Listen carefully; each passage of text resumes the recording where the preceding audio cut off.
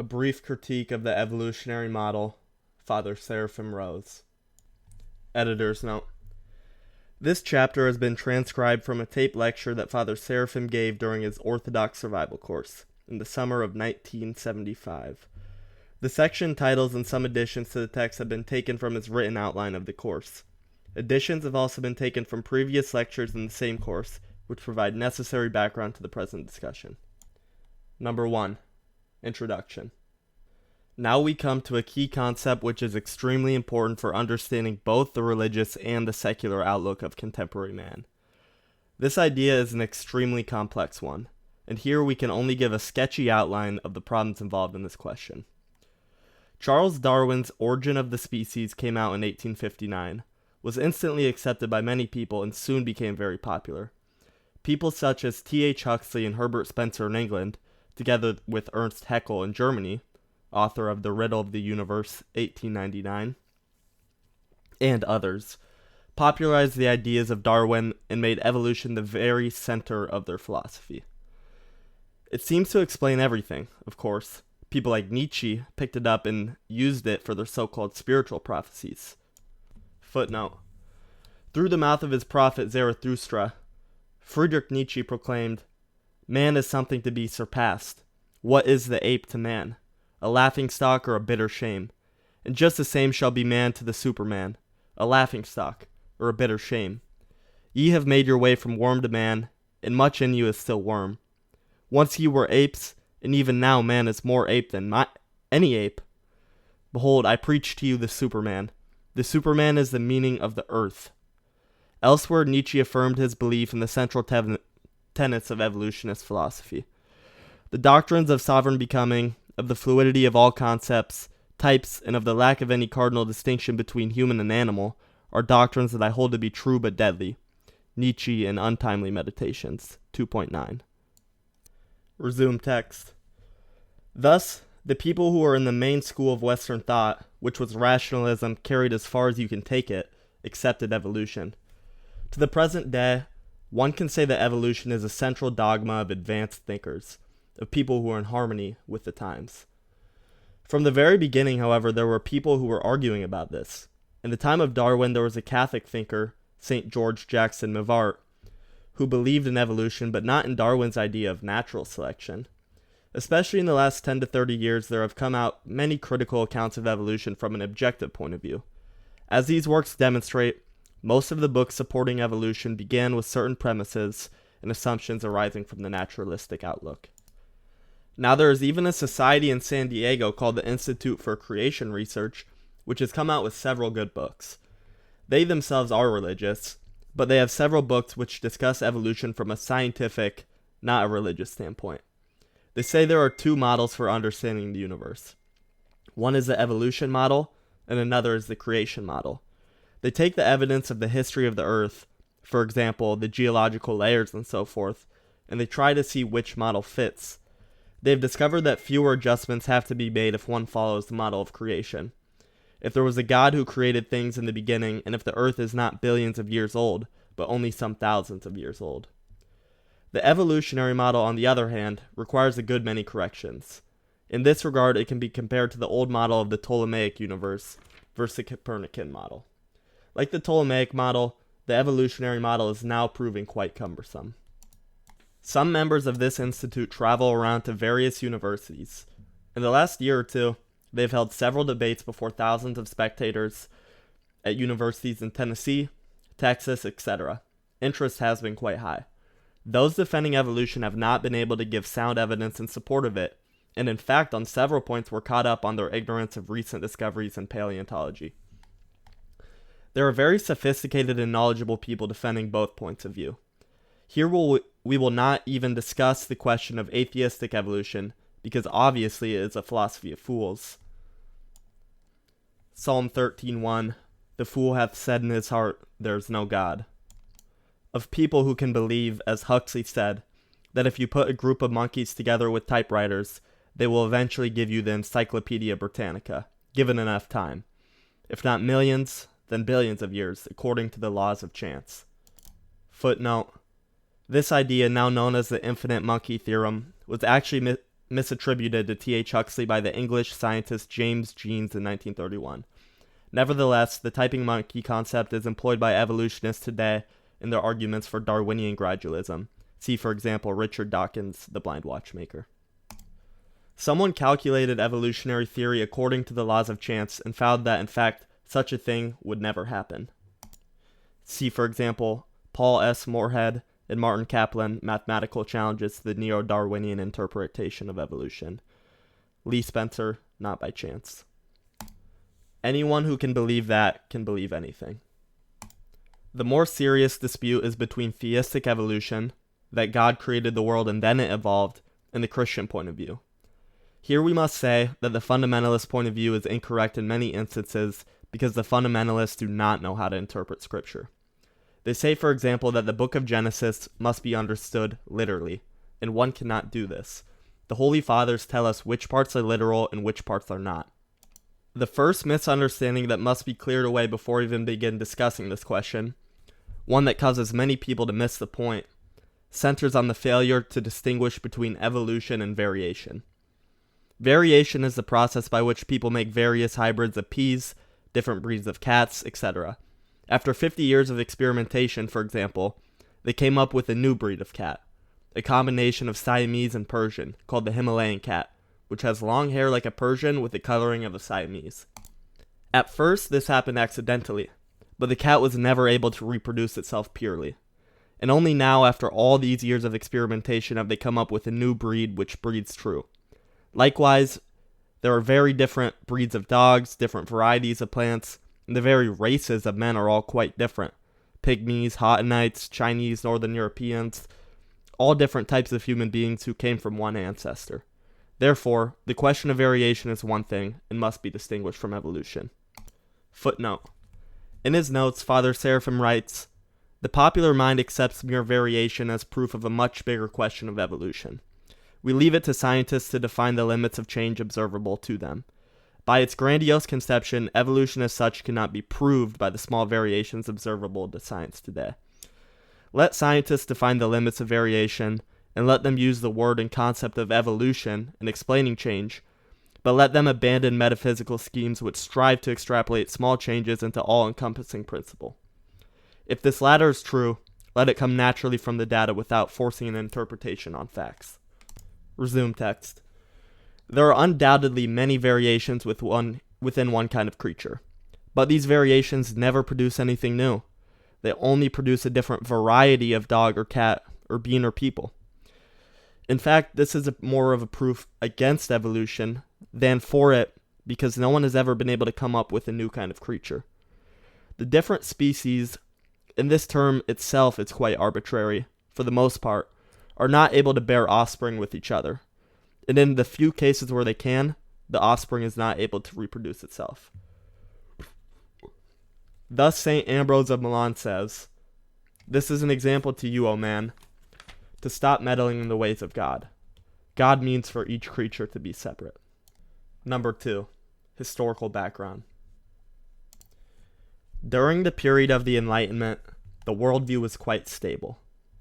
Just before this time, the Anglican Archbishop Usher of Armagh calculated all the years given in the Old Testament genealogies and came up with the idea that the world was created in the year 4004 BC. Newton believed this, and the Enlightenment worldview was in favor of the idea that God created the world in 6 days and then left it to develop itself, and that all the species were just as we see them today. The scientists of the time accepted that. At the end of the period of the Enlightenment, however, as a revolutionary fervor began to come on, this very stable worldview began to break down, and already some scientists were coming up with more radical theories.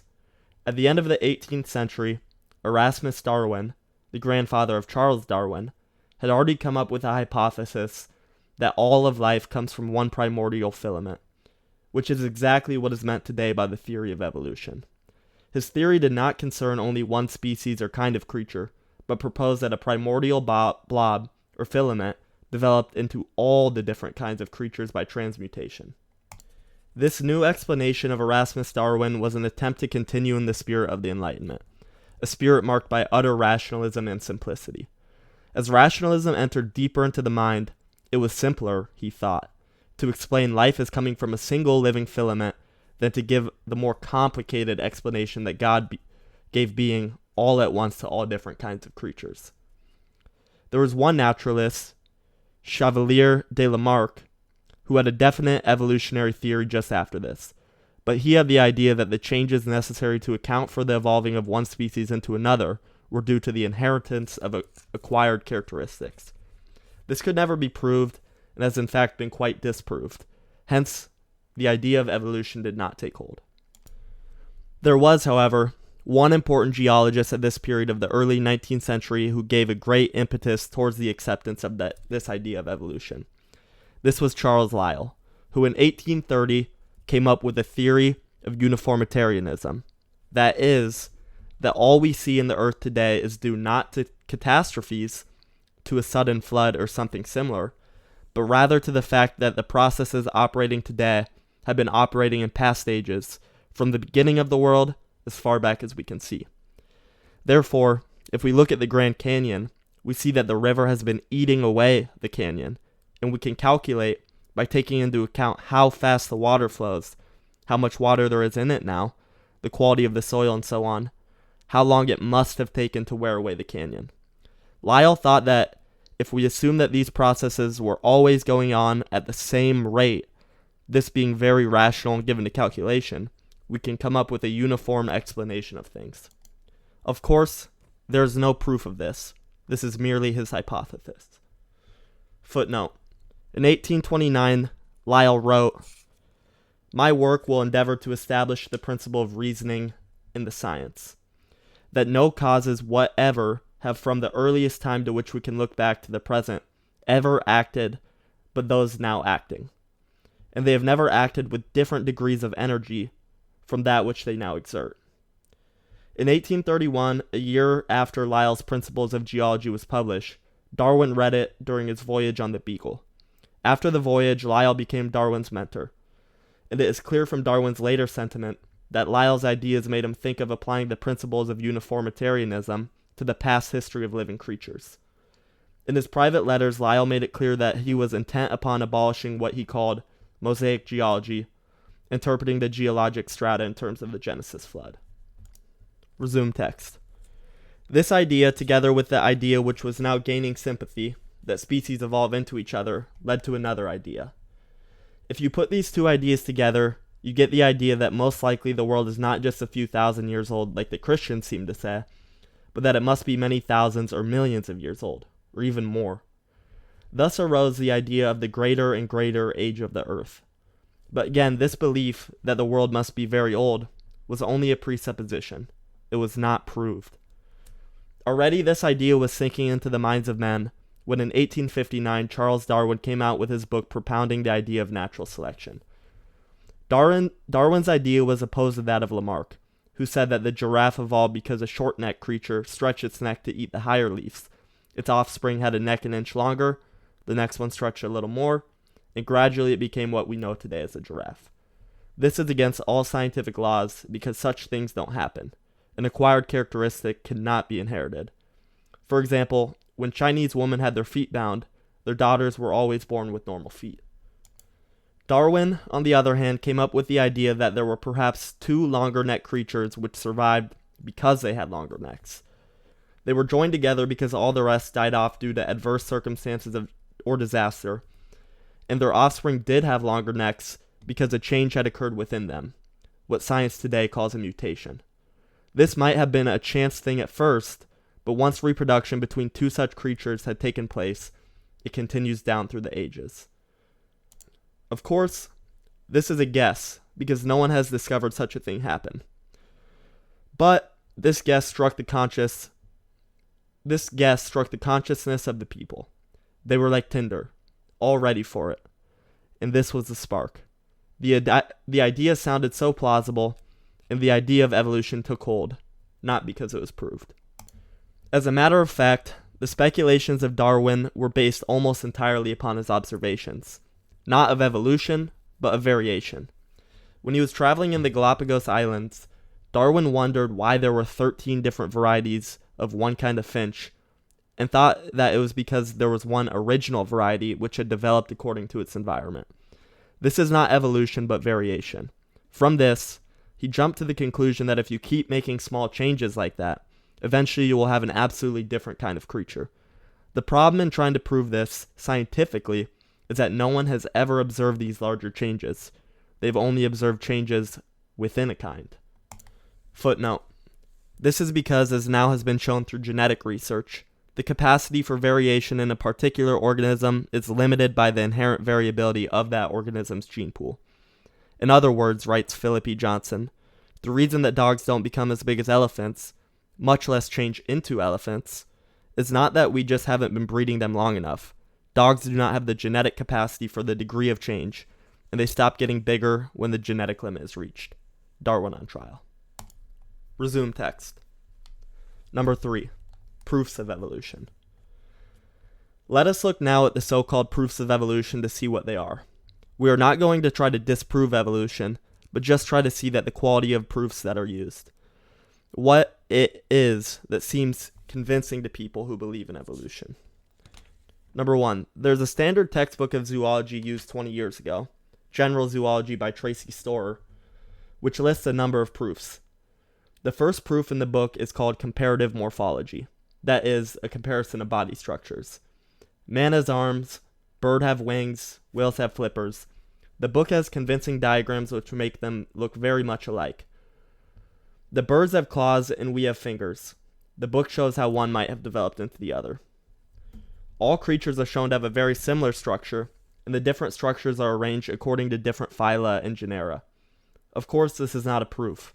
It is very logical, however, to one who believes in evolution. On the other hand, the scientific creationists say that if you believe that God created the universe, he must have had a basic master plan of creation.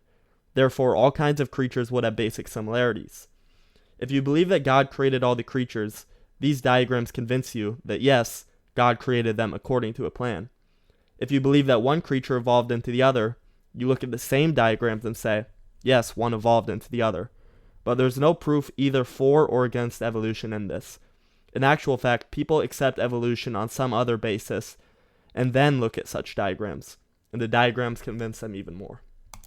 2. Secondly, there is comparative physiology. The book General Zoology states, the tissue and fluids of organisms show many basic similarities in physiological and chemical properties that parallel morphological properties. For example, from the hemoglobin in vertebrate blood, oxyhemoglobin crystals can be obtained. Their crystalline structure parallels that of vertebrate classification based on the body structure. Those of each species are distinct, but all from a genus have some common characteristic. Furthermore, those of all birds have certain resemblances but differ from crystals obtained from blood of mammals or reptiles. We can say the same thing here as we said in morphology. If you believe in creation, you say that God made similar creatures with similar blood, and there's no problem. If you believe in evolution, you say that one thing evolved into another. A dating system has been devised from precipitations from the blood. Scientists see that the precipitations are similar in each species, that they have something in common within one genus, and that they are quite distinct in different genera. Birds and monkeys, for example. From this, they make certain calculations and decide how many years apart on the evolutionary scale these different creatures are. As it happens, their calculations throw everything else off. If this is to be accepted, other dating systems have to be changed. So it's still controversial. It actually proves nothing, because you can accept it as a proof either of evolution or God's creation. 3. There's a third argument called comparative embryology. Textbooks like General Zoology used to have pictures that show an embryonic fish, salamander, turtle, chicken, pig, man, etc., demonstrating that they all look very much alike, and saying that they all gradually develop differently. You can see that man has so-called gill slits in the embryo. Therefore, this is supposed to be a remembrance of his ancestry. Ernst Haeckel, in his theory of recapitulation and biogenetic law, stated that an individual organism in its development, ontogeny, tends to recapitulate the stages passed through by its ancestors, phylogeny. Today, this theory is no longer accepted by evolutionists. Footnote. Evolutionists now acknowledge that Haeckel faked his famous drawings of embryonic development in order to prove his and Darwin's theory. Stephen Jay Gould wrote that Haeckel had exaggerated the similarities between embryos by idealizations and omissions. He also, in some cases, in a procedure that can only be called fraudulent, simply copied the same figure over and over again. British embryologist Michael Richardson, interview for The Times, after he and his colleagues published comparisons between Haeckel's drawings and actual embryos, was even stronger in his criticism. This is one of the worst cases of scientific fraud. It's shocking to find that somebody once thought was a great scientist was deliberately misleading. It makes me angry. What Haeckel did was to take a human embryo and copy it, pretending that the salamander and others looked the same at the same stage of development. They don't. These are fakes. On the history of Haeckel's biogenetic law, see Jonathan Wells, Icons Evolution, Chapter 5. Resume text. Scientists have found that the gill slits are not gill slits at all, but are just preparing for what is to be developed in the neck of the human being. So this proof has been pretty well discarded. Again, they use the argument that similarity means proof, which in fact it is not. 4. Another proof which used to be more powerful than it is today is that of vestigial organs. Evolutionists claim that there are certain organs like the appendix in man which seem to have no function now and therefore must be left over from a previous stage of evolution, when a monkey or another of man's ancestors used these organs. But more and more of these vestigial organs are found to have a certain use. The appendix, for example, is found to have some kind of glandular function, so this argument is also losing weight. Footnote. In 1890, evolutionists claimed there were about 180 vestigial organs in man, but virtually none are claimed now. Resume text. And just because we do not know what a certain organ does, this does not mean that it is left over from some lower form of life. 5. Then are the arguments from paleontology, the study of fossils. Of course, the first seemingly convincing proof is the geological strata, as for example in the Grand Canyon where you see all kinds of strata, and the lower you get, the more primitive the creatures there seems to be. Scientists date the strata by what kind of creatures are found in them. In the 19th century, they discovered these strata and determined which were older and which were younger, and now they have a rather elaborate system by which to tell which strata are older and which are younger. However, the whole dating system is rather circular, since often these strata are upside down according to the evolutionary model. They have needed to make certain readjustments, just like the Ptolemaic system needed certain adjustments. Epicycles had to be devised because the planets were not going around the Earth uniformly. In the same way, evolutionists make adjustments when they find that, according to the evolutionary theory, the strata are upside down. They have to date them by the fossils in them. But how do they know that the fossils in them are in the right order? They know because somewhere else the fossils were in the right order, according to the evolutionist model. And they got the system from that. If you look at it closely, you see that it's a circular system. One has to have faith that this actually corresponds to reality. Footnote. Some evolutionary paleontologists have acknowledged the problem of this circular reasoning. Dr. Ronald R. West writes, contrary to what most scientists write, the fossil record does not support the Darwinian theory of evolution because it is this theory which we use to interpret the fossil record. By doing so, we are guilty of circular reasoning if we then say that the fossil record supports this theory. Resume text. There are a number of flaws in this. For one thing, the creatures appear quite suddenly in each strata, with no intermediary types leading up to them. Besides this, as research continues, they are finding animals in the strata which are not supposed to be where they are. For example, in the Precambrian level, they are finding jellyfish-like creatures and all kinds of complex animals, which should not be there because they supposedly should not have evolved until some 100 million years later. Either you have to change your idea of the evolution of such creatures, or you have to say that these were exceptions. In general, there's no proof that these strata were laid down over millions of years. The creationists who talk about the flood of Noah say that it is equally conceivable that the flood caused the exact same thing. The simpler marine animals on the sea bottoms would generally be the first to be buried, followed by fish and other organisms living nearer to the surface. The more advanced animals, including man, would be going on higher ground trying to get away from the flood. There would be few remnants of man because man would be trying to get on ships and other things to get away. Moreover, there are only very particular conditions which cause a fossil to be left at all. A creature has to be buried suddenly in a certain kind of mud which allows it to be preserved. The whole idea of the gradualness of these phenomena is being called more and more into question. There is now proof that oil and coal and such things can be made in extremely short time, in a matter of weeks or days. The formation of fossils itself is very much in favor of some catastrophe. In the realm of paleontology, the most important argument against evolution is that it is hard to say that there has ever been found a single thing which can be called an intermediary species. In fact, Darwin was extremely worried about this. He wrote, "The number of intermediate varieties which have formerly existed must be truly enormous.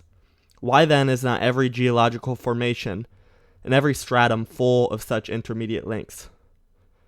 Geology assuredly does not reveal any such finely graduated organic chain, and this perhaps is the most obvious and serious objection which can be urged against the theory.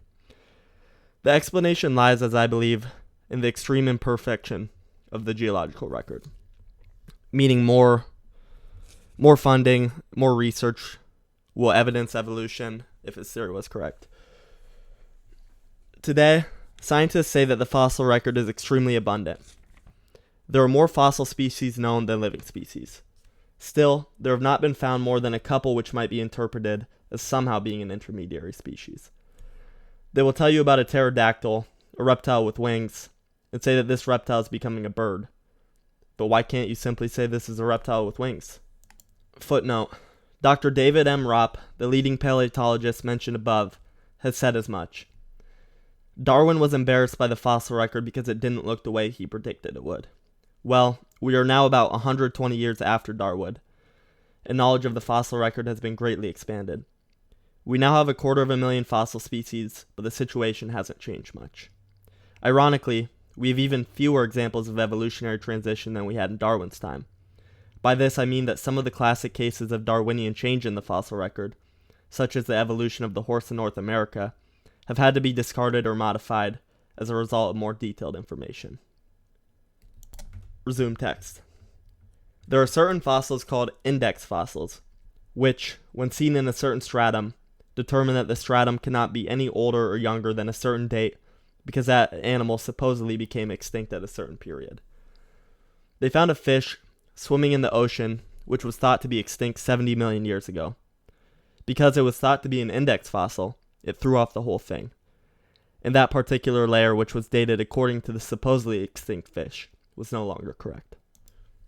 Why is it that a certain species evolve and others stay the same as they were? There are many species found in the ancient strata which are exactly the same as currently living species. Evolutionists have ideas that some are reprobate species that do not go anywhere for some reason, and others are more progressive species since they have the energy to go forward. But that is faith, not proof. The fossil species which have been preserved are just as distinct from each other as our living species. 6. Then there are the obvious family proofs of evolution. In most textbooks of evolution, there are artistic renderings tracing the evolution of the horse and the elephant. There's a great deal of subjectivity involved in this, just as when artists make Neanderthal man look bent over to resemble an ape. This is not a scientific proof, but imagination based on one's philosophical idea. There's quite a bit of evidence in the fossil record which is either against evolution or shows that there's no proof one way or the other, and there are some things which are quite remarkable and unable to be explained by evolution. Number 7. The final so-called proof of evolution is mutations. As a matter of fact, the serious scientists will tell you that all the rest is not really proofs, but the one proof is mutations. There are some evolutionists, such as Theodosius Dobansky, who say, "I have proved evolution because I have made a new species in the laboratory." After 30 years of working on fruit flies, which multiply very quickly, you can get the generational equivalent of several hundred thousands of years of human life in a few decades. Dobansky experimented by irradiating fruit flies and finally came up with two which had changes, and which no longer interbred with the other types of fruit fly.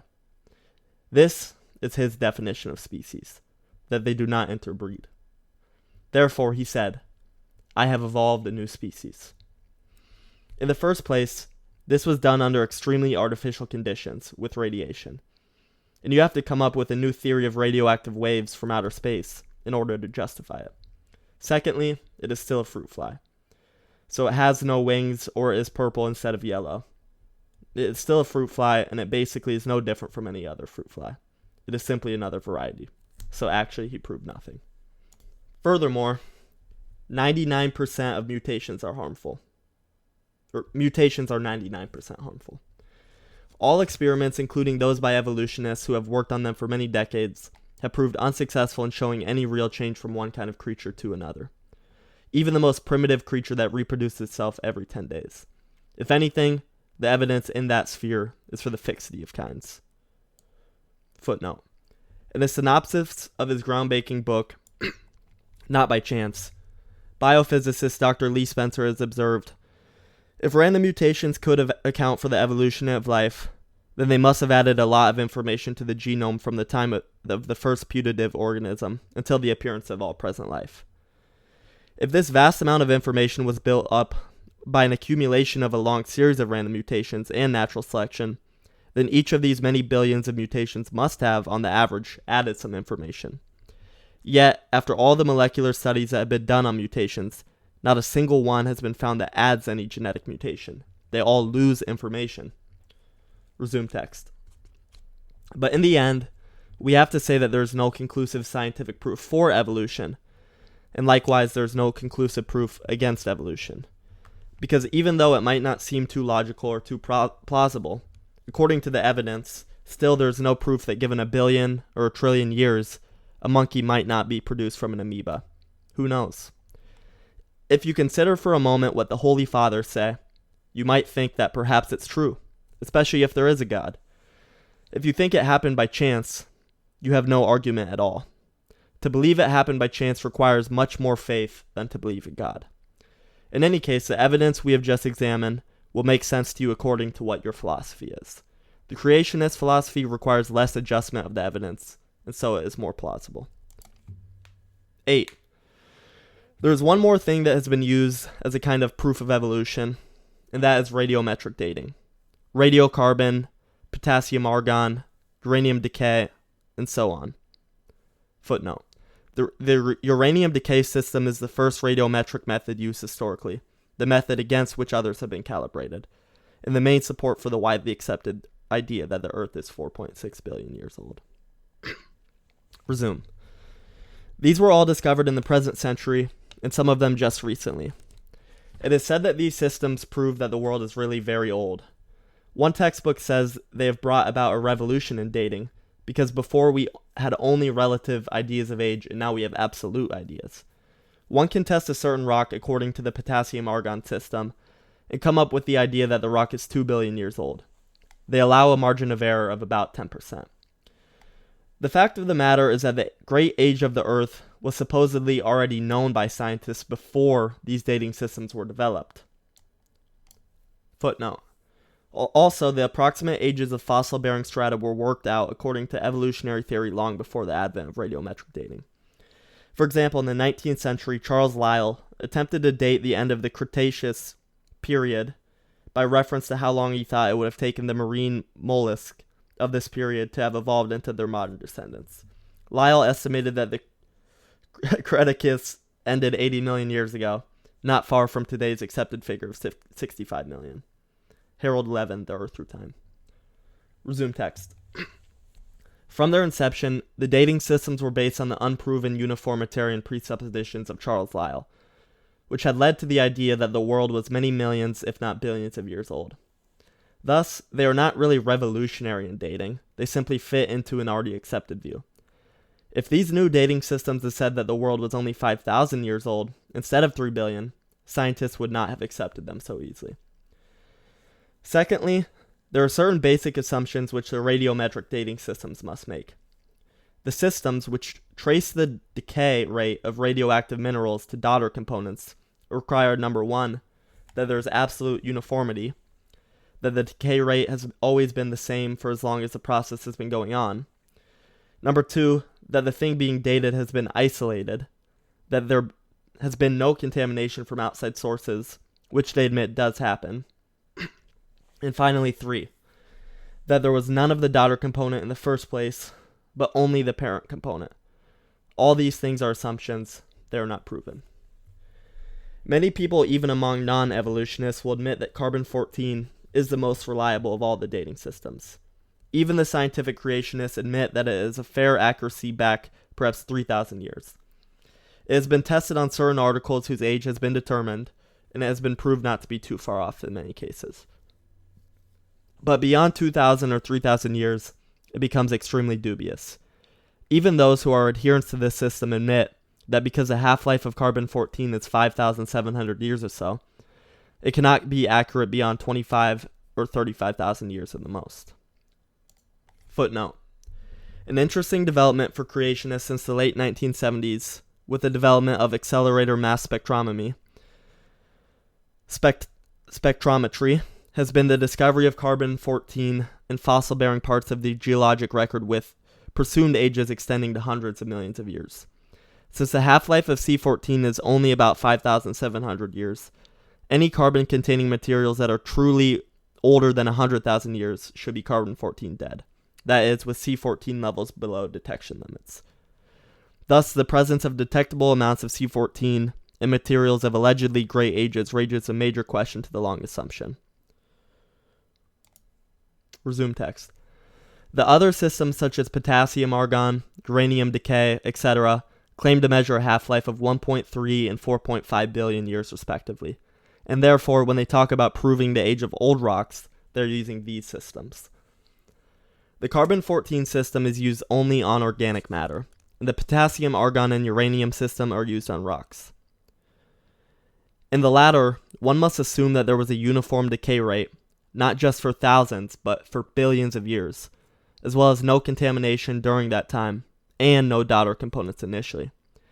In the potassium-argon method, for example, you must assume that it was all potassium-40 in the beginning before it decayed to argon-40. Footnote. This is a big assumption. Argon-40 is a very common isotope in the atmosphere and the rock of Earth crust. Indeed, argon is the 12th most abundant chemical element on Earth, and more than 99% of it is argon-40. There is no physical or chemical way to tell whether any given sample of argon-40 is a residue of radioactive decay or was present in the rocks when they were formed. Richard Milton, Shattering the Myths of Darwinism, page 47. Resume text. All these things you have to take on faith. If you try to measure anything recent, say only 1 million years ago, and use this system with a half-life of over 1 billion years, it is like trying to measure a millimeter with a yardstick. It is not very accurate, even assuming it's valid. There have been numerous cases when they have applied this system to new rocks and come up with ages of millions of years. Footnote. For example, igneous rocks known to have formed less than 200 years ago from the Kilauea volcano in Hawaii were found to give potassium-argon ages up to 21 million years, while rocks formed less than 1,000 years ago from the same volcano were dated at 43 million years. 50-year-old lava flows at Mount Ngauruhoe, New Zealand, produce model ages as high as 3.5 million years. Resume text. Therefore, the whole thing is very shaky. It requires that those millions of years exist in the first place. There are other kinds of tests which have been used at various times, for example, the rate at which sodium and various chemicals are discharged into the ocean. You measure the amount of the elements that are now in the ocean, measure approximately how much of it goes into the sea every year, and from that you come up with a guess of how old the ocean must be, and probably the ocean is as old as the world. They did this with sodium and discovered that the world was no more than 260 million years old. But it was found that you get different answers depending on which element you use. Lead gives an age of 2,000 years, others give 8,000 years, some 18,000, some 11 million. There's absolutely no uniformity. There are other tests, for example. A test was done based on the rate at which helium is entering the atmosphere. This indicated that the atmosphere of the Earth is but several thousand years old. Therefore, these tests are very unsure, and some of them make it very dubious that the world could be anything like 5 billion years old. When it comes down to it, it depends what your faith is. Some scientists think the Earth is very old because evolution is unthinkable unless the Earth is very old. If you believe in evolution, you must believe the Earth is very old, since it is obvious that evolution does not work on a short time scale. But as far as scientific proof goes, there's none whatsoever that the Earth is 5 billion years old or 7,500 years old. It could be either. It depends on what kind of suppositions you start with. So evolution is not in fact a scientific problem.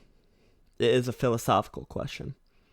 We have to realize that the theory of evolution is acceptable to certain scientists, philosophers, and other people because they have been prepared for it. Number 4. The theory of evolution is understandable philosophically. Let us now look at the philosophical antecedents of the theory of evolution in Western society. As we have seen, the idea of evolution arose at the end of the 18th century, which was the end of the Enlightenment and the beginning of the Revolutionary Age, our own age. The Enlightenment was characterized by a stable worldview, but as we shall see, that stability could not last and had to give way to the evolutionary worldview. One of the classical works on the Enlightenment, The European Mind by Paul Hazard, states, "In this period, a moral clash took place in Europe. The interval between the Renaissance, of which it is a lineal descendant, and the French Revolution, for which it was forging the weapons, constitutes an epoch which yields to none in historical importance." The Enlightenment was the classical age of modern Europe. This period between the Renaissance and modern times was the first real attempt to make a harmonious synthesis of the new forces let loose by the Middle Ages, Renaissance, and Reformation. Footnote: Father Seraphim showed in a previous lecture that, with the schism of Western Christianity from the Orthodox Church, the Western tendency towards rationalism went unchecked. This was seen very soon after the schism with the rise of scholasticism. Resume text. Without losing the spiritual base of some kind of Christianity. The first aspect of this new classical age, this new harmony, was the dominance of the scientific worldview, which took the form of the world machine of Isaac Newton. Footnote: Sir Isaac Newton professed belief in God as Lord of Creator of all, but like later Enlightenment thinkers such as Thomas Jefferson, he sought to reinterpret the Christian faith along rationalist lines. He rejected the doctrines of the Trinity and of Christ's divine nature, and did not believe in the immortality of the soul or in the existence of a personal devil and actual demons. To the end of his life, he kept his heretical views hidden, so as to avoid public censure. See Stephen Snoblin, Isaac Newton, Heretic. Resume text. The age of Newton, the early Enlightenment, was a time when science and rational religion seemed to agree that all was right with the world, and the arts flourished in a way in which they were never again to flourish in the West. Before this time, the West has known several centuries of intellectual ferment and even chaos as the medieval Roman Catholic synthesis collapsed and the new forces made themselves felt, leading to heated disputes and bloody warfare. The religious wars for all practical purposes ended with the close of the 30-Year War in 1648, which devastated Germany. Protestantism had rebelled against the complexity and corruption in Catholicism. There was a renaissance in ancient pagan thought and art. A new humanism had discovered the natural man, which pushed the idea of God ever more into the background. And more significant for the future, science replaced theology as the standard of knowledge, and the study of nature and its laws came to be seen as the most important intellectual pursuit. By the 17th and early 18th century, however, a certain equilibrium and harmony were reached in Western thought. Christianity was not, after all, overthrown by the new ideas, but rather adapted itself to the new spirit, and the difficulties and contradictions of modern naturalistic and rationalistic ideas had not yet made themselves felt. Particularly in the most enlightened part of Western Europe, England, France, and Germany, it almost seemed that a golden age had come, especially in contrast with the religious wars which had ravaged these countries up to the middle 17th century. The enlightened man believed in a God whose existence could be rationally demonstrated, was tolerant of the beliefs of others, and was convinced that everything in the world could be explained by modern science, whose latest advances he eagerly followed. The world seemed to be a vast machine in perpetual motion, whose early movement could be described mathematically. It was one great harmonious universe, ordered as a uniform mathematical system. The classical work expressing these ideas, Newton's Principia Mathematica, was greeted with universal acclaim when it appeared in 1687, showing that the educated world at that time was thoroughly ripe for this new gospel. In the new synthesis of the Enlightenment, nature replaced God as the central idea, even though God was not thrown out until the very end of this period. The age of the Newtonian system was also the age of the religion of reason. Religion was now subjected to the same standard as was science, to the study of the outward world, that is, the standard of reason. Thus continued the process which had begun with scholasticism soon after the schism, when reason was placed above faith and tradition. The Enlightenment was a time when men dreamed of a religion of reasonableness. In terms of religion, deism was perhaps the most typical movement of the 18th century. The idea of deism is that God exists, but he's quite irrelevant. That is, he creates the world and steps back. Newton himself believed that he could not calculate quite everything correctly, as for instance the path of comets. He had the idea that the universe was like a great watch which God made, and then stepped back, and that once in a while he had to step in again and correct it. Wind it up again. But later astronomers said that no, this is not true. One can actually have a unified theory which explains everything, including all irregular movements. And so God is necessary only at the beginning. God becomes extremely vague. Thus miracles and prophecy begin to be called into question, and many writers already begin to say that these were just superstition. In this, the French became more radical than the English. Looking at the Enlightenment worldview, one can see what a harmonious idea it appeared to be, of nature ruling over everything, the mysteries of nature being discovered, God still being in heaven, although not doing much, and scientific knowledge progressing over the whole world. This brings us to the second main aspect of the Enlightenment, which was the faith in human progress. In his book, The Making of the Modern Mind, J. H. Randall Jr. writes, quote, "It was from the spread of reason and science among individual men that the great apostles of the Enlightenment hoped to bring about the ideal society of mankind. And from there, they hoped for a veritable millennium. From the beginning of the 18th century onward, there arose one increasing paean of progress through education. Locke, Helvetius, and Bentham laid the foundations for this generous dream.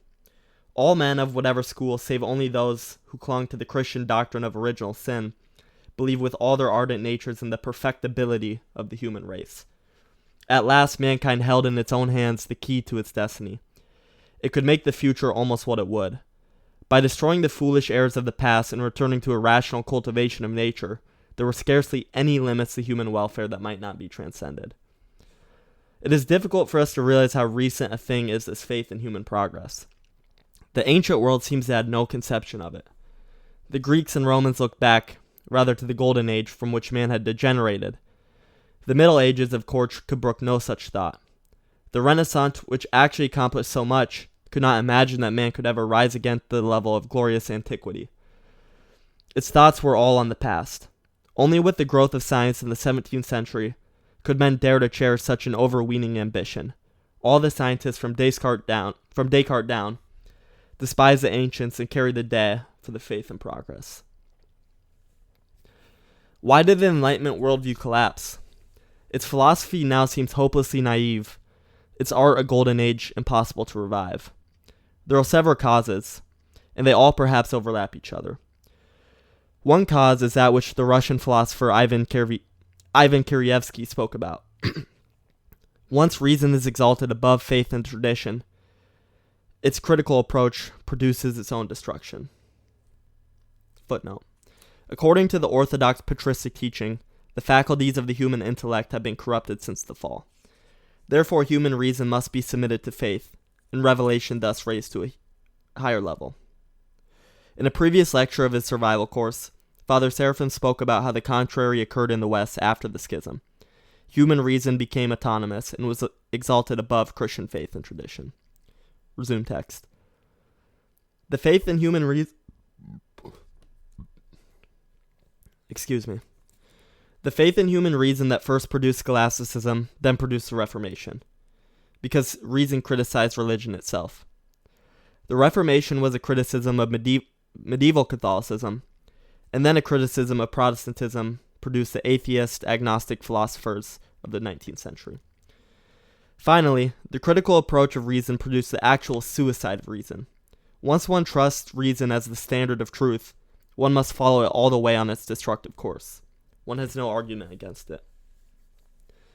Since the Middle Ages, rationalism has reduced the sphere of knowledge as it criticized every tradition and the reality of the spiritual world.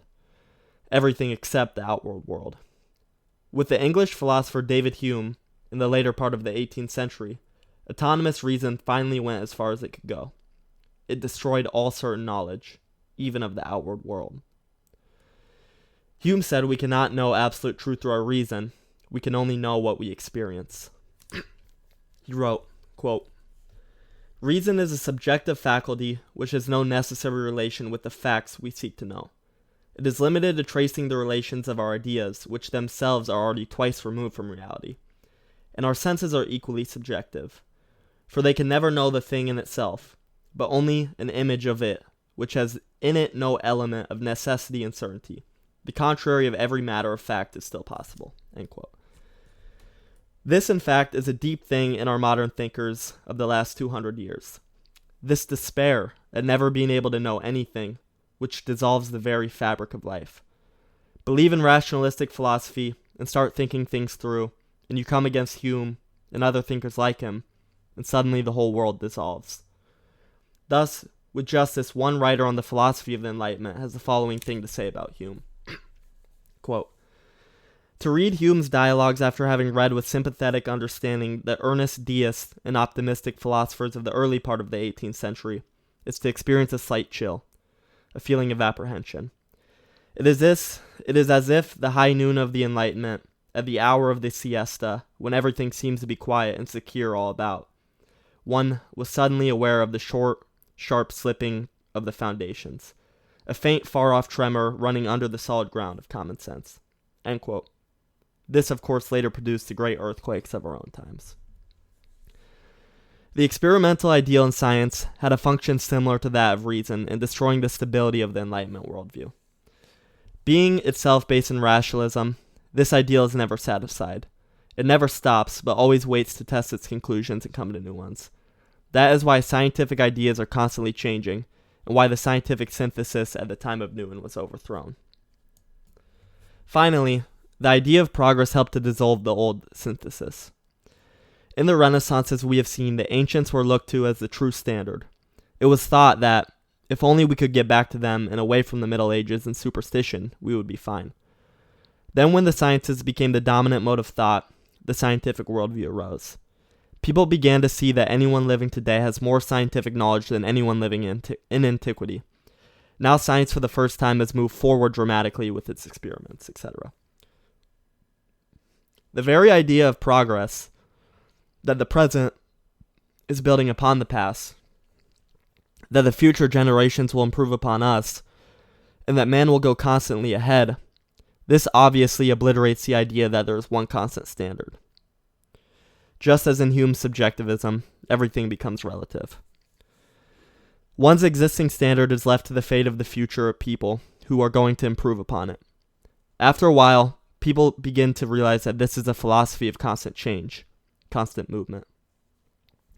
Then the soul begins to be upset. It senses there is no peace, no security. By the end of the 18th century, this idea of progress had given birth to the evolutionary worldview, which was quite different from the stable worldview of Newton, and which rose to the fore in the 19th century. And so, the 18th century began with great optimism, but most people did not realize that by the end of the century, the most advanced philosophers would destroy any possibility of any real knowledge of the external world and any constant standard of truth. It takes time for deep ideas like that to filter down to the people, but when they do, they produce disastrous effects. These disastrous effects were seen in the French Revolution of 1789, which was a revolutionary application of rationalistic ideas to the changing of society and the whole outward order of life. The end of the 18th century brought with it the end of the old order, the end of the age of stability, when human institutions and art and culture were based on at least a remnant of Christianity and Christian feeling. The outbreak of the French Revolution coincided with the end of Christian civilization. Before 1789, it was still the old regime. After that, it is the age of revolution, our own times. In view of all of this, the theory of evolution is understandable philosophically. It arose out of a search for a scientific law of progress to justify the modern revolutionary advance. Footnote. As noted above, Charles Darwin's grandfather Erasmus proposed this theory of evolution in 1794, only 5 years after the French Revolution. Many of Erasmus' friends and associates were sympathizers with the French revolutionaries. Erasmus was a founder of the Lunar Society, which included these revolutionary sympathizers, and whose membership overlapped of the Revolution Society led by the radical Charles Stanhope. Erasmus especially admired Jean-Jacques Rousseau, the chief philosopher that to pave the way for the revolution. He was also a Freemason. Resume text. Number 5. Scientific faith. J.H. Randall Jr., who is himself an evolutionist, is sophisticated enough to admit that the theory of evolution is a faith, not a proven fact. Quote, "At present, biologists admit that we do not, strictly speaking, know anything about the causes of the origins of new species. We must fall back upon the scientific faith that they occur because of chemical changes in the germplasm." End quote. Evolutionists must fall back upon this faith because, as they say, anything else is unthinkable. The anything else being that God created the world 7,000 or 8,000 years ago. Randall continues describing the effect of evolution on the world. Quote, "In spite of these difficulties, the beliefs of men today have become thoroughly permeated with the concept of evolution. The great underlying notions and concepts that meant so much to the 18th century, nature and reason and utility, have largely given way to a new set, better expressing the ultimate intellectual ideas of the growing world. Many social factors conspired to popularize the idea of development and its corollaries. Perhaps the fundamental emphasis brought by evolution into men's minds has been upon the detailed causal analysis of the specific processes of change. Instead of seeking to discover the end or purpose of the world process as a whole, or to discern the ultimate cause or ground of all existing things, the fundamental task of earlier science and philosophy, men have come to examine just what the process is and just what it does in its part. They've rejected the contemplation of a fixed and static structure of truth, and adopted instead the aim of investigating all the little truths which experimentation can reveal. Not that truth, which is the source of all truths, lifting man's soul above all human experiences to the realm of the eternal, but the patient, tireless, and endless search after an infinity of finite truths in our experience. This is the present-day goal of all scientific and philosophical endeavor." End quote. Randall mentions how the changing human institutions, different ideas of morality, etc., enforce one's faith in evolution. Quote, The conception of man as an organism reacting to and upon a complex environment is now basic. All ideas and institutions are today thought of as primarily social products, functioning in social groups and springing from the necessity of effecting some kind of adaptation between human nature and its environment. All the fields of human interest today have undergone this general sociologizing and psychologizing tendency. The example of religion and theology will be a sufficient illustration. Whereas the 18th century thought of religion and theology as a deductive and demonstrative set of proposition, men now consider religion as primarily a social product, a way of life springing from the social organization of men's religious experiences, and theology as a rationalization of certain fundamental feelings and experiences of human nature. We no longer prove the existence of God. We talk of the meaning of God in human experience. We no longer demonstrate the future life. We investigate the effect of the belief in immortality upon human conduct. Footnote. Incidentally, this future of the modern Western zeitgeist has exerted an influence on certain Orthodox writers from the late 19th century onwards, who have tended to rationalize theological dogmas in terms of human psychology, morals, feelings, and experience. See critique of this theological approach in Father George Florovsky's Way of Russian Theology, Part 2, Chapter 11. End quote. Resume text. We see very clearly that this is the next stage beyond Hume, who destroyed all these things. You can no longer believe in those old ideas. This is the next stage, and it has nothing to do with the scientific discovery of evolution. It is simply what is in the air. Once reason continues its march, it will end in its own suicide. Randall continues, quote, evolution has introduced a whole new scale of values, where for the 18th century, the ideal was the rational, the natural, even the primitive and unspoiled. For us, the desirable is identified rather with the latter end of the process of development, and our terms of praise are modern, up-to-date, advanced, progressive. Just as much as the Enlightenment, we tend to identify what we approve with nature. But for us, it is not the rational order of nature, but the culmination of an evolutionary process, which we take for our own leverage in existence. The 18th century could think of nothing worse to call a man than an unnatural enthusiast. We prefer to dub him an antiquated and outgrown fossil. That age believed a theory, if it were called rational, useful, and natural, we favor of it the most recent. We favor of it if it is the most recent development. We had rather be modernists and progressives than sound reasoners. It is perhaps an open question if in our new scale of values we have not lost as much as we have gained. The idea of evolution, as it has finally come to be understood, has reinforced the humanistic and naturalistic attitude. End quote. Number 6. The conflict between Christian truth and evolutionary philosophy.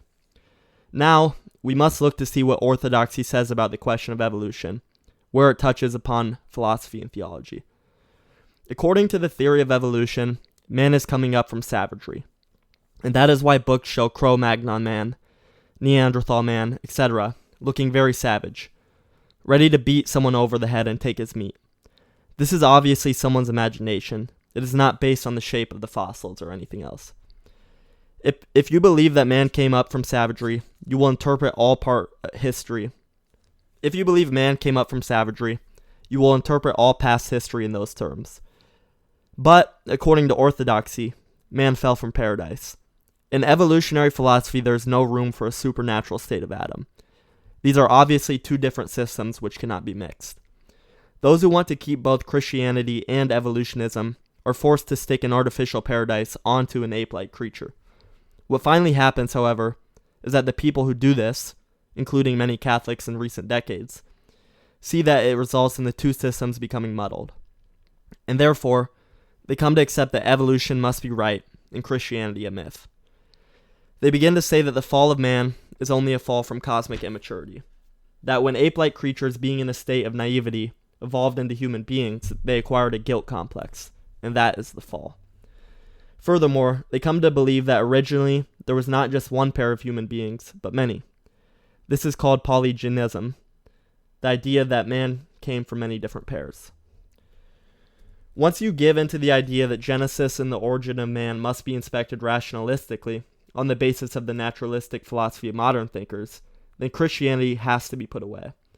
Naturalistic philosophy is a realm of relative truths. In the teaching of the Holy Fathers, on the other hand, we have truths which are revealed and are given to us by God-inspired men. In the writings of the Holy Fathers, there is a great deal of material about evolution, although one wouldn't think so. If one thinks through what evolution is philosophically and theologically, and then looks up those questions in the Holy Fathers, there's a great deal of information to be found. We cannot go into much of it now, but we will cover a few points in order to characterize evolution according to patristic teaching. First, we should note that, according to the Holy Fathers, creation is something quite different from the world we see today. An entirely different principle is involved. This goes against the thinking of modern Christian evolutionists. One such evolutionist, the noted conservative Greek theologian Panagiotis Trempelos, writes that it appears more glorious and divine-like, and more in harmony with the regular methods of God, which we daily see expressed in nature to have created the various forms by evolutionary methods. We will note here that oftentimes theologians are quite behind the times. In order to apologize for the scientific dogma, they often come up with things which the scientists have already left behind, because the scientists are reading the literature. The theologians often are scared that they are going to be old-fashioned or say something which is not in accordance with scientific opinion. So often they can quite unconsciously fall for an evolutionary idea by not thinking the whole thing through. By not having a thoroughgoing philosophy and not being aware of scientific evidence and scientific questions. The idea that Panagiotis Trempelas sets forth, that creation is supposed to be in accordance with the methods which God uses all the time, has certainly nothing patristic about it, because creation is when the world came into being. Every Holy Father who writes about this will say that those first 6 days of creation were quite different from anything else that ever happened in the history of the world. Even Blessed Augustine says that the creation is a mystery. He says we can't even talk about it because it's so different from our own experience. It's beyond us. We simply cannot project present-day laws of nature back into the past and come up with an understanding of the creation. Creation is something different. It's the beginning of all this, and not the way it is now. Some rather naive theologians try to say that the 6 days of creation can be indefinitely long periods, that they can correspond to the different geological strata. This, of course, is nonsense because the geological strata do not have 6 easily identifiable layers, or 5, or 4, or anything of the sort. There are many, many layers, and they do not correspond at all to the 6 days of creation. So that is a very weak accommodation. As a matter of fact, even though it looks as though it might be terribly fundamentalist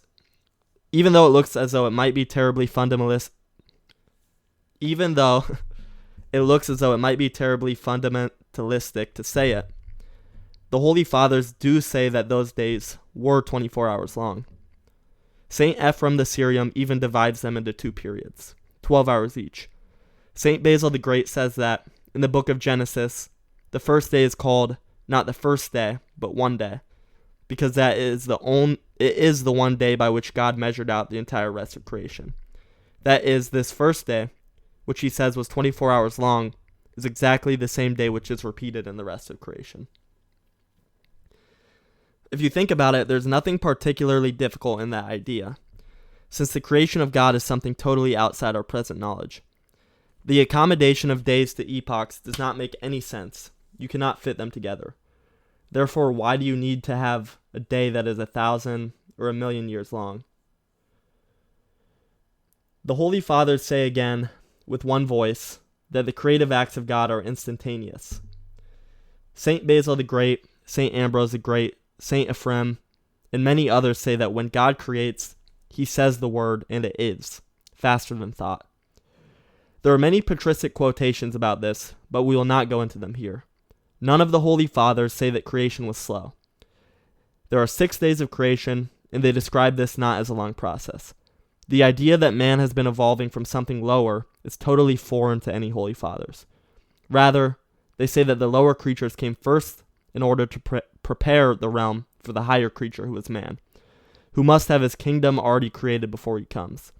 St. Gregory the theologian says that man was created by God on the 6th day and entered into the newly created earth. There's a whole patristic teaching concerning the state of the world and of Adam before the fall.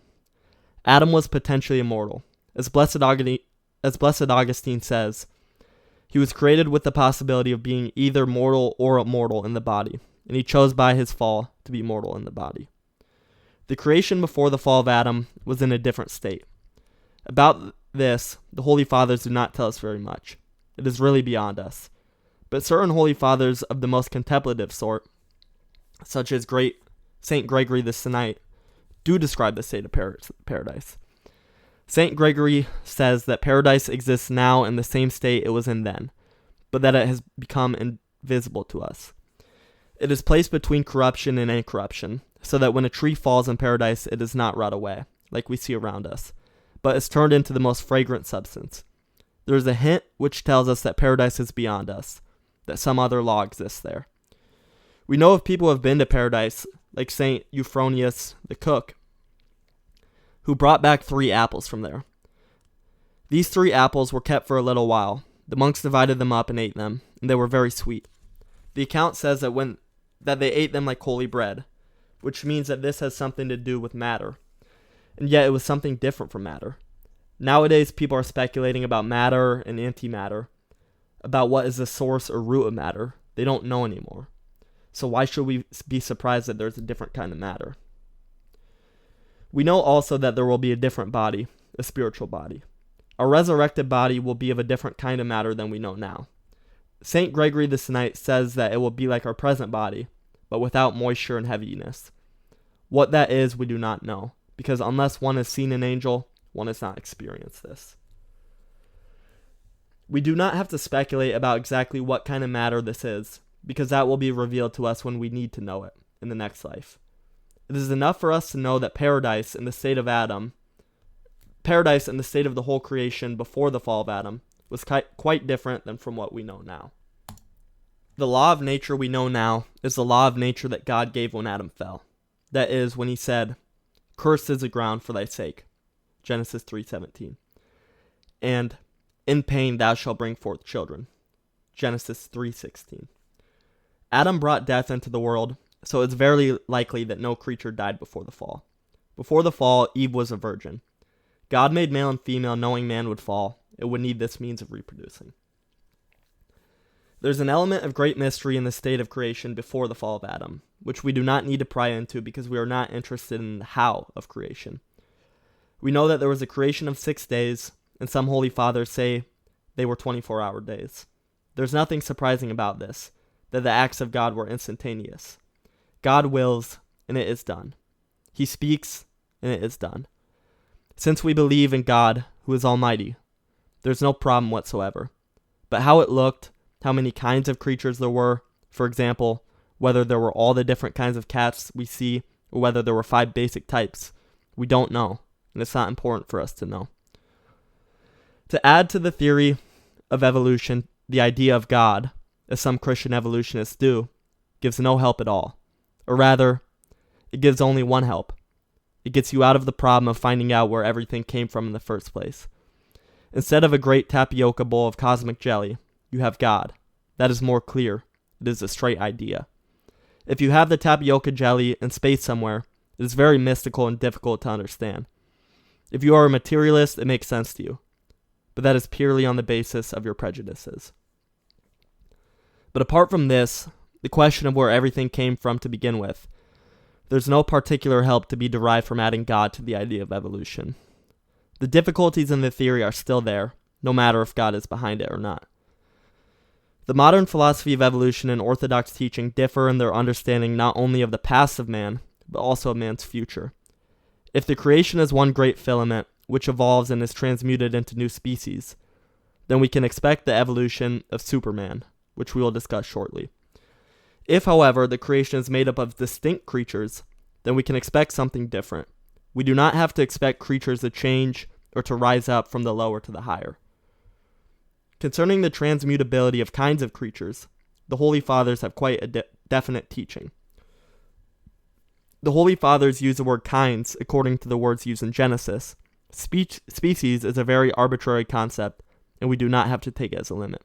Briefly, we will quote a few Holy Fathers about this.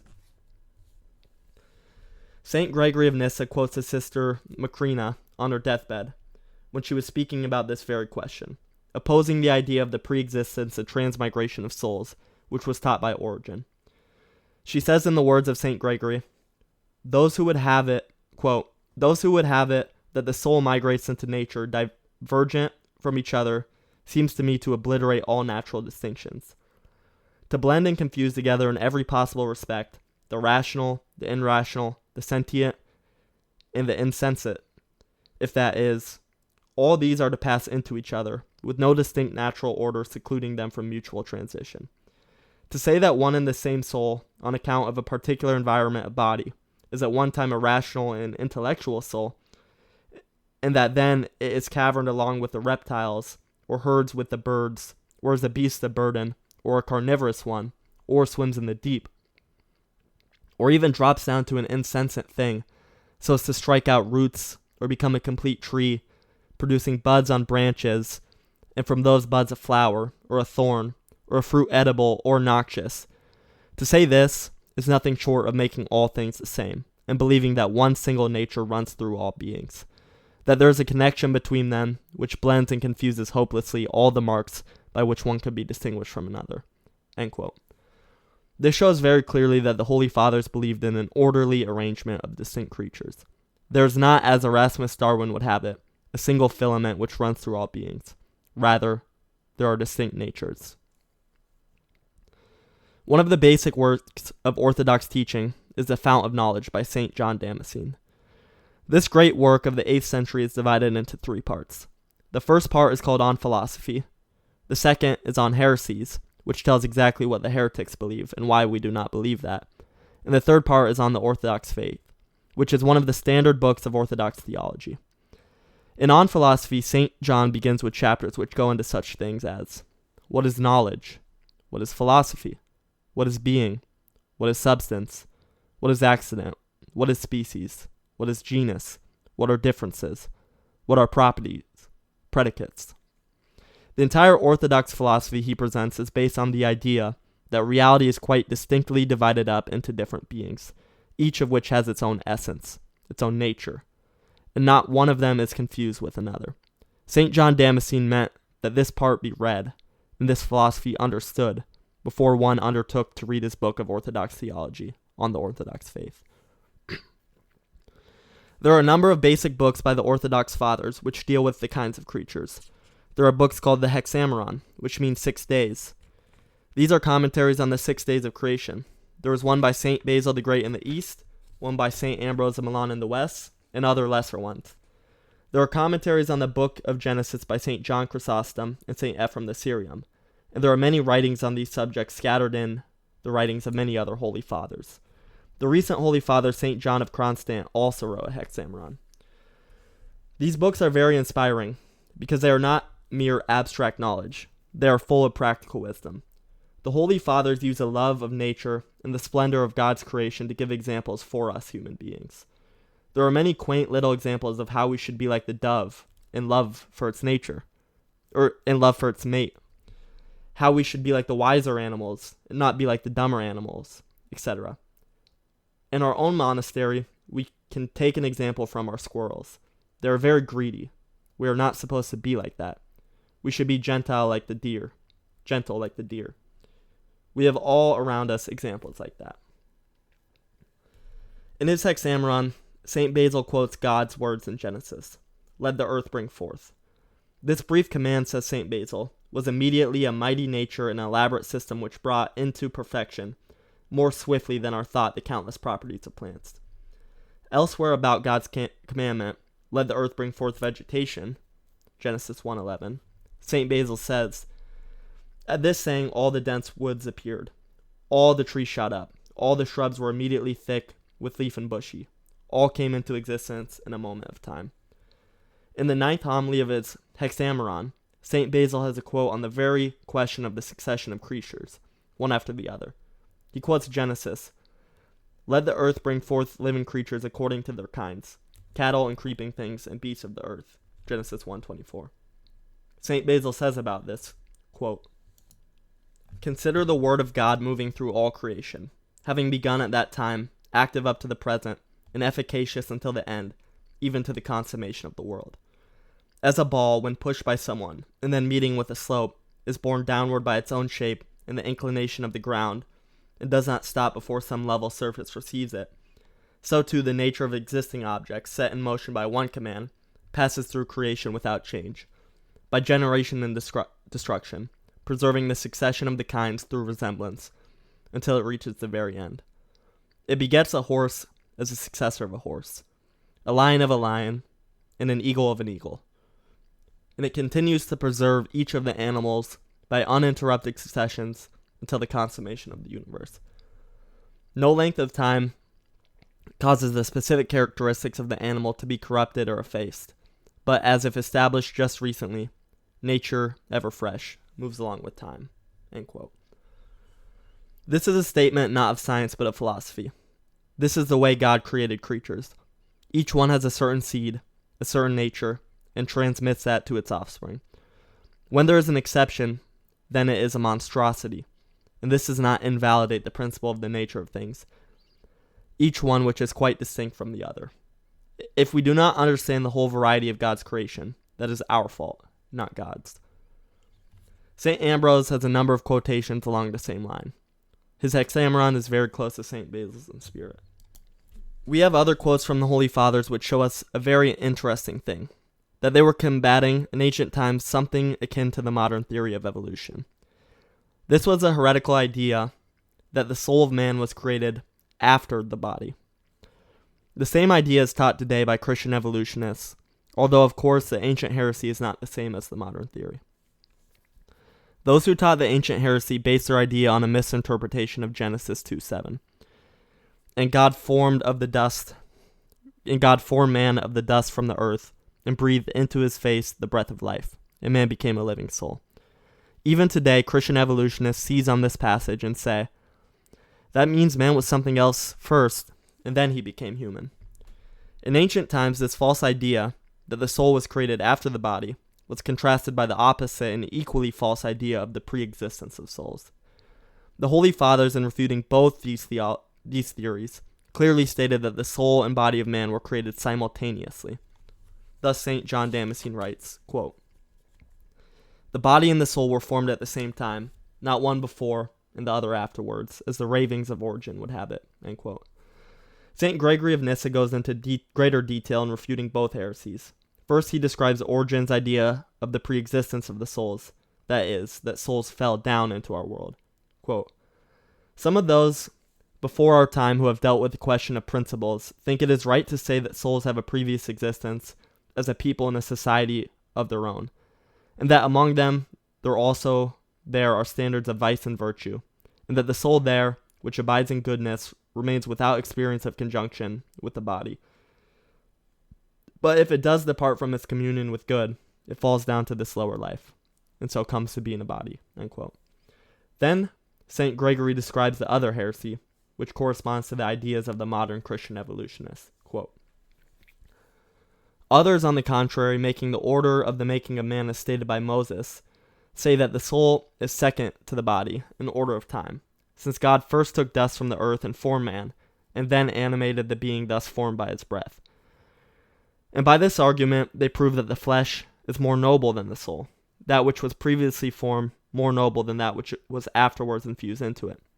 For they say that the soul was made for the body, that the thing formed might not be without breath and motion, and that everything that is made for something else is surely less precious than that for which it is made. End quote. Surely this theory, although it is different in a different climate of ideas, is very close to the modern evolutionist idea that matter, indeed, is the first thing, and the soul is secondary. St. Gregory of Nyssa refutes this theory as follows, quote, nor again are we in our doctrine to begin by making up man like a clay figure, and to say that the soul came into being for the sake of this. For surely in that case the intellectual nature would be shown to be less precious than the clay figure. But as man is one, the being consisting of soul and body, we are to suppose that the beginning of his existence is one, common to both parts, so that he should not be found to be antecedent and posterior to himself. As if the body element were first in point of time, and the other were a later addition. For we are to say that in the power of God's foreknowledge, according to the doctrine laid down earlier in our discourse, all the fullness of human nature had pre-existence. And to this the prophetic writings bear witness, which say that God knoweth all things before they be. Susanna 42. And in the creation of individuals we are not to place one element before the other, neither the soul before the body, nor the contrary, that man may not be at strife against himself by being divided by the difference in point of time. For as our nature is conceived as twofold, according to the apostolic teaching, made up of the visible man and the hidden man, if the one came first and the other supervened, the power of him that made us will be shown to be in some way imperfect, as not being completely sufficient for the whole task at once, but dividing the work and busying itself with each of the halves in turn. End quote. Of course, the whole basis for an idea of evolution is that you do not believe that God is powerful enough to create the whole world by his word. You're trying to help him out by letting nature do most of the creating. The Holy Fathers also talk about what it means that Adam was created from the dust. Some people take the fact that St. Athanasius the Great says in his writings, the first created man was made of dust, like everyone, and the hand which created Adam, then is creating also and always those who come after him. And they say, that means Adam could have been descended from some other creature. He didn't need to be taken from literal dust. You don't have to take that part of Genesis literally. But it so happens this very point is discussed in great many detail by many holy fathers.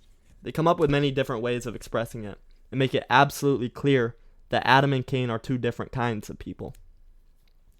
Cain was born a man, whereas Adam had no father. Adam was created of the dust directly by the hand of Christ. Many fathers taught the same, St. Cyril of Jerusalem, St. John Damascene, and others. When we come to the question of what is to be interpreted literally in Genesis and what is to be interpreted figuratively or allegorically, the Holy Fathers set forth for us very clear teachings. In his commentary, St. John Chrysostom even points out in certain passages exactly what is figurative and what is literal. He says, those who try to make it all allegorical are trying to destroy our faith. For the most part, the truths in the book of Genesis are on two levels.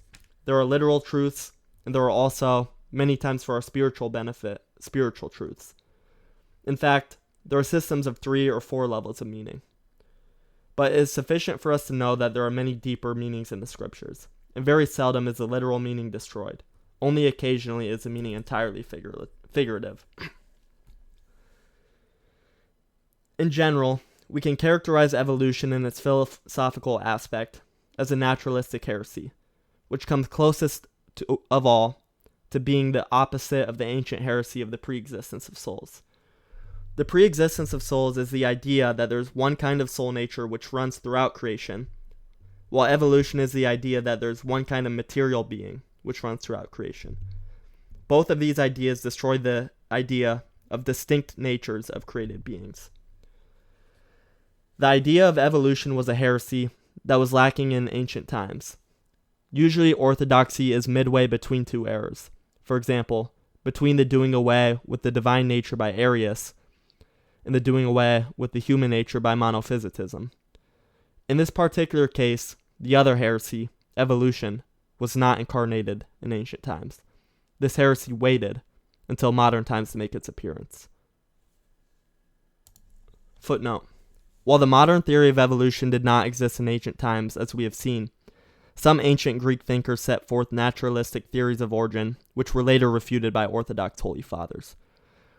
Moreover, in modern times, it has been alleged that the ideas of specifically evolutionary character can be found among the sayings of pre-Socratic Greek philosophers.